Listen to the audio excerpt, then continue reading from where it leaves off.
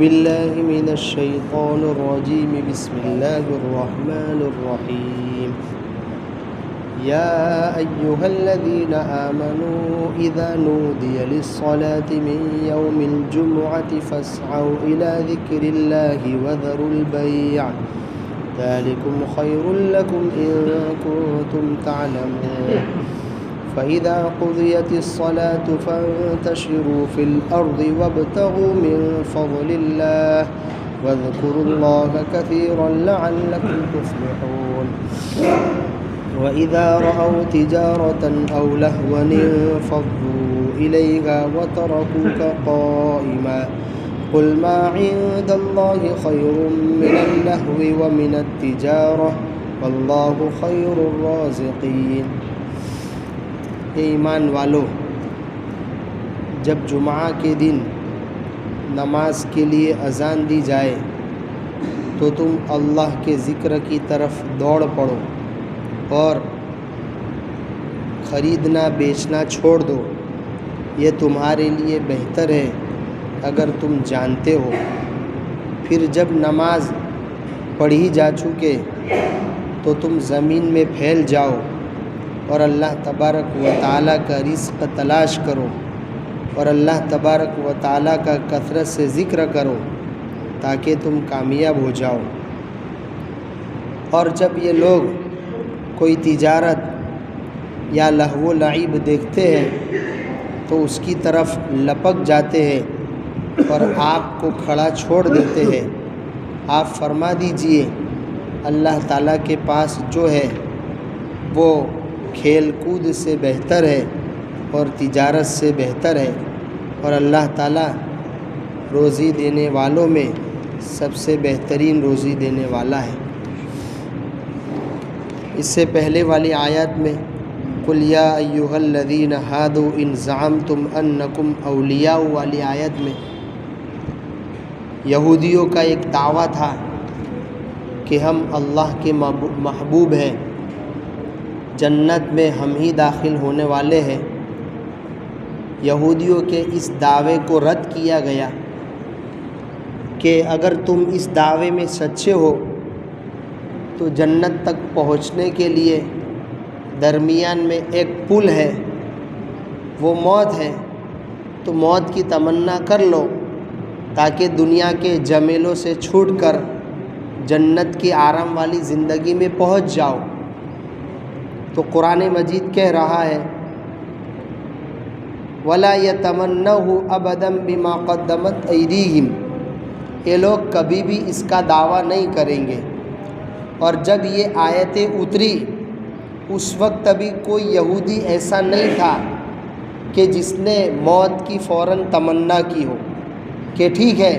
میں دعوے میں سچا ہوں اس لیے میں موت کی تمنا کر رہا ہوں۔ ایک یہودی بھی اس زمانے میں بھی ایسا نہیں تھا جو یہ تمنا کرتا۔ جب کسی نے یہ تمنا نہیں کی تو صاف طور پر سمجھ میں آ گیا کہ یہود کا یہ دعویٰ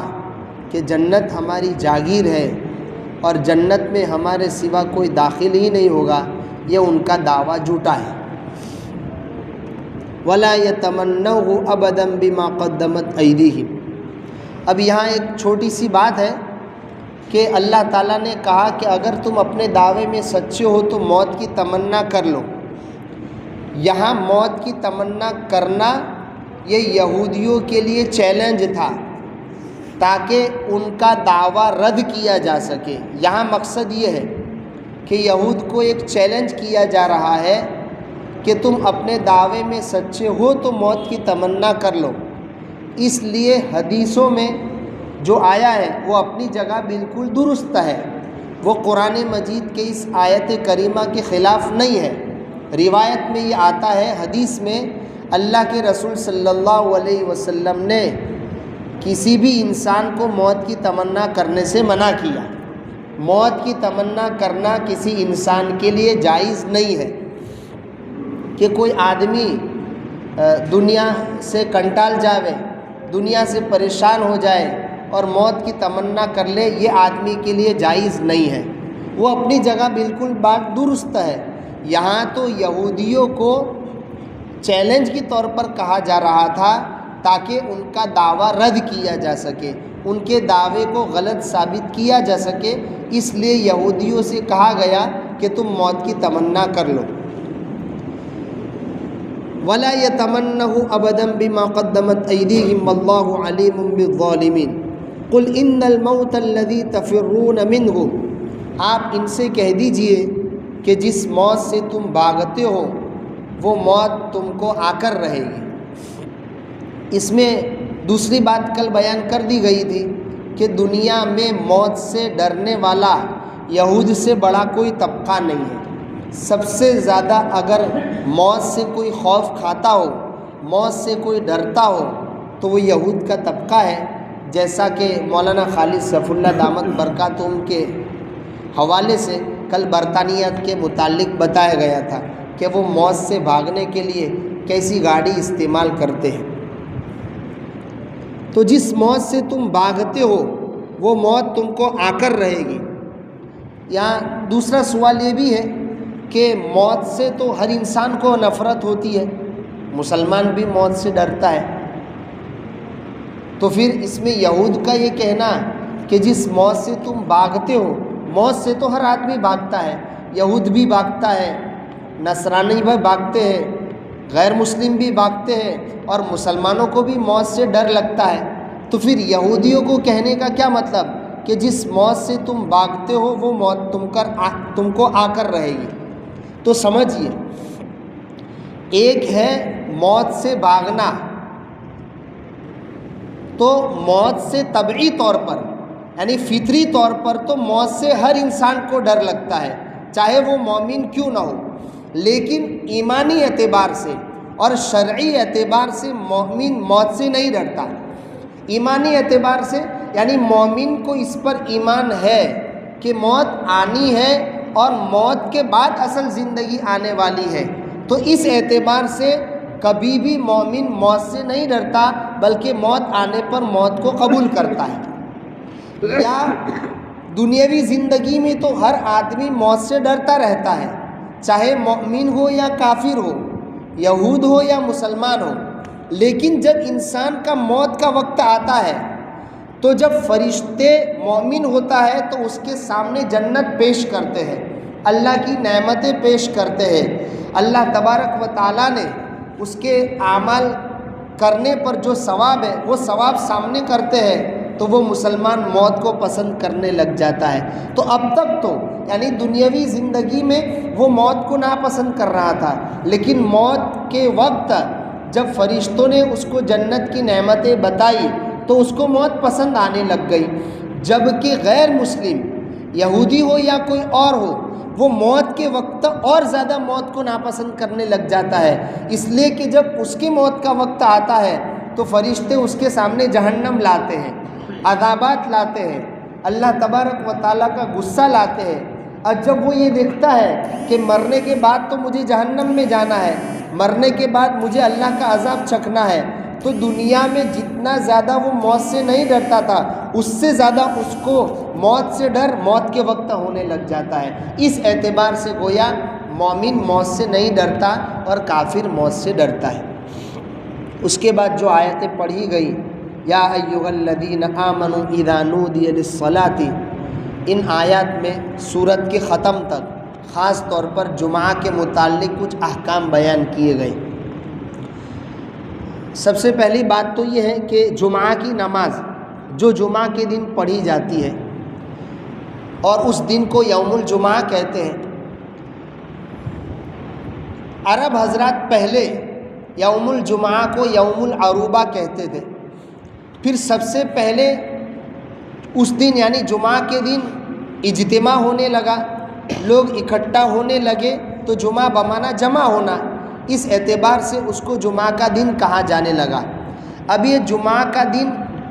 دن کو جو پہلے یوم عروبہ کہا جاتا تھا، سب سے پہلے یوم الجمعہ کس نے کہا؟ تو روایتوں میں آتا ہے کہ قریش کے ایک بزرگ تھے کعب بن لؤی، تو کعب بن لؤی نے سب سے پہلے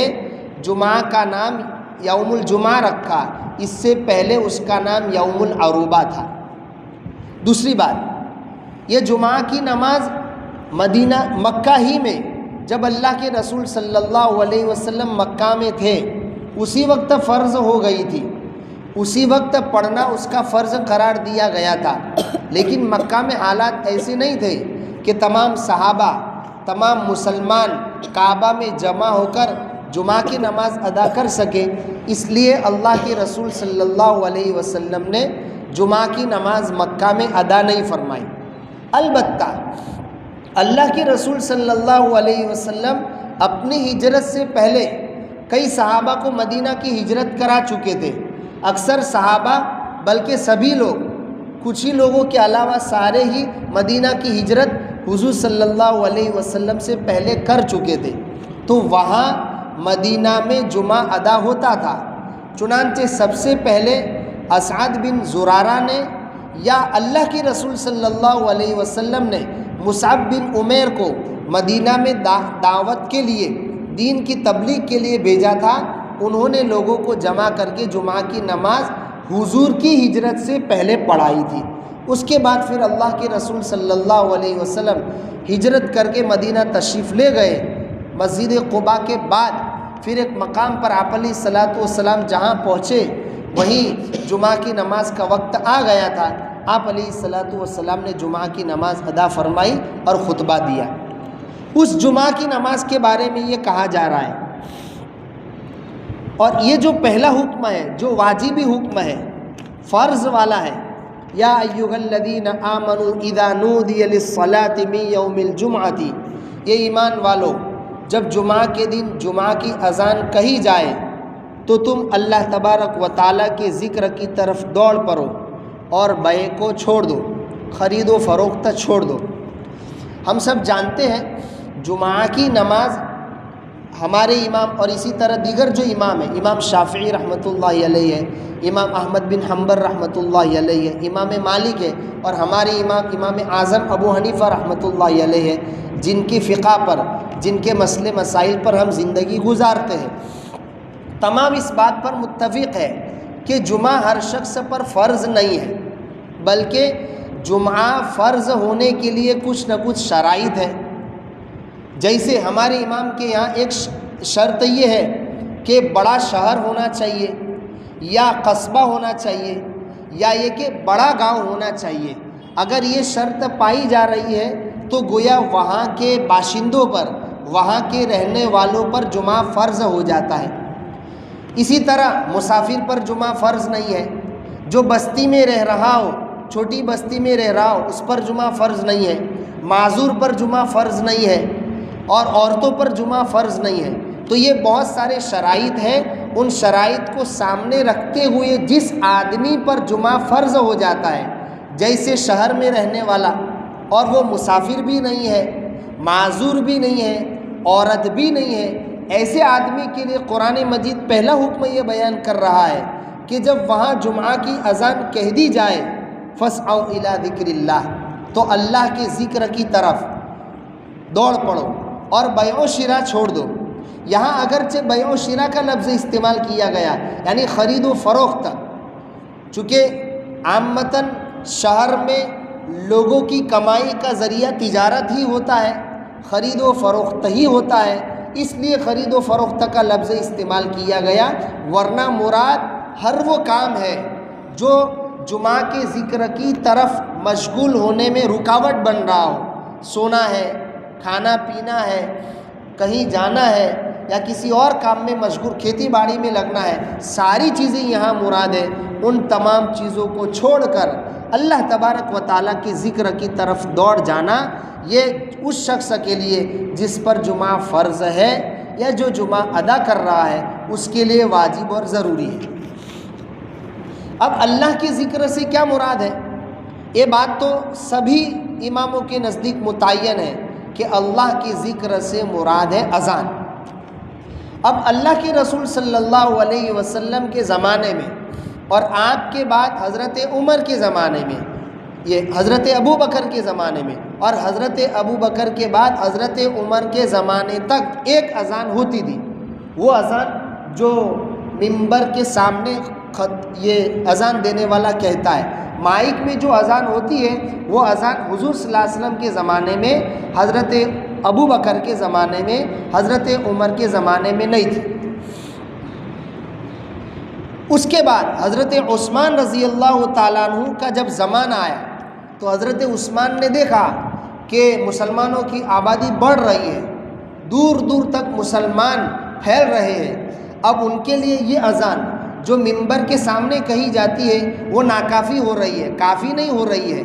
سب تک اس کی اذان آواز نہیں پہنچ رہی ہے، لوگ دور دراز سے گویا جمعہ پڑھنے کے لیے آتے ہیں۔ تو حضرت عثمان رضی اللہ تعالیٰ عنہ نے مقام زورا پر جو ایک بلند جگہ تھی وہاں پر ایک اذان کہلوائی۔ تو اس طرح گویا مائک والی اذان کا ایجاد حضرت عثمان کے زمانے میں ہوا اور اس کو سارے صحابہ کرام نے مانا۔ اس طرح گویا اس اذان پر تمام صحابہ کا اتفاق ہو گیا، اور اللہ کے رسول صلی اللہ علیہ وسلم نے فرمایا ہے کہ میرے بعد خلفائے راشدین کی اقتدا کرو۔ خلفائے راشدین میں حضرت عثمان رضی اللہ تعالیٰ عنہ بھی آتے ہیں، تو حضرت عثمان نے جو کام کیا وہ کام بھی گویا ہر امت کے لیے کرنا ضروری ہو جائے گا۔ تو اس طرح گویا مائک پر جو اذان دی جاتی ہے وہ یہ مقام زورا پر جو حضرت عثمان رضی اللہ تعالیٰ عنہ نے اذان دی وہ، اور یہ جو ایک اذان ہوتی تھی اللہ کے رسول صلی اللہ علیہ وسلم کے زمانے میں وہ محراب کے سامنے دینے کے بجائے دروازے پر ہوا کرتی تھی تاکہ سب سن لیں۔ لیکن اب جب ایک اذان مائک میں ہو گئی تو اب وہ جو دروازے پر اذان دی جاتی تھی وہ اذان یہاں قریب کر دی گئی خطیب کے سامنے۔ اب علماء کرام نے لکھا ہے کہ فَاسْعَوْا إِلَىٰ ذِكْرِ اللَّهِ سے مراد اگر وہ اذان مراد لی جائے جو اللہ کے رسول صلی اللہ علیہ وسلم کے زمانے میں لی جاتی تھی تو ظاہر سی بات ہے وہ تو خطبے کے سامنے خطیب کے سامنے دی جاتی ہے۔ ایسے موقع پر تو خطبہ ہوتے ہی اصل تو خطبہ سننا بھی ضروری ہے، خطبہ سننا بھی واجب ہے۔ اگر یہ اذان مراد دی جائے اور یہ کہا جائے کہ یہ اذان ہونے پر بیع و شراء چھوڑ دو، خرید و فروخت چھوڑ دو، سونا پینا چھوڑ دو اور ذکر کے لیے لگ جاؤ، تو بہت سارے لوگوں کا خطبہ چھوٹ جائے گا، وہ خطبہ سن نہیں پائیں گے۔ اس لیے علماء کرام نے لکھا اب الی ذکر اللہ سے مراد اللہ کے ذکر سے مراد وہی اذان ہے جو اذان مائک میں دی جاتی ہے۔ تو مائک میں جیسے ہی اذان دی جائے وہ اذان سنتے ہی آدمی کے لیے سب کچھ چھوڑ دینا واجب اور ضروری ہے، اور صرف جمعہ کی تیاری میں لگ جانا اس کے لیے فرض اور ضروری ہو جاتا ہے۔ سونا بھی چھوڑ دے، کھانے پینے میں لگا ہے تو وہ چھوڑ دے، کچھ خریدنے اور بیچنے میں لگا ہے تو وہ بھی چھوڑ دے۔ یہ اس پر کنٹرول پانے کے لیے مفتی شفیع صاحب نے معارف القرآن میں بہت اچھی صورت لکھی ہے۔ مفتی شفیع صاحب معارف القرآن میں فرماتے ہیں کہ دیکھو خریدنے والے تو بہت ہیں لیکن بیچنے والے ہیں، یعنی دکاندار کم حضرات ہوتے ہیں، اس لیے چاہیے کہ دکاندار جتنے بھی مسلمان ہیں وہ ٹھان لے کہ اذان ہوتے ہی ہمیں دکان بند کر دینا ہے۔ جیسے ہی دکان بند ہو جائے گی تو خرید و فروخت یعنی خریدنا اور بیچنا آسان ہو جائے گا، یہ خریدنا بیچنا بند ہو جائے گا اور لوگوں کا جمعہ کے حاضری دینا آسان ہو جائے گا۔ اس طرح گویا اس پر عمل کیا جائے۔ یہ تو پہلا حکم تھا، اس کے علاوہ اور بھی باتیں ہیں۔ اللہ تعالیٰ عمل کرنے کی توفیق عطا فرمائے۔ سبحان اللہ و بحمدہ، سبحانک اللہم و بحمدک، اشہد ان لا الہ الا انت۔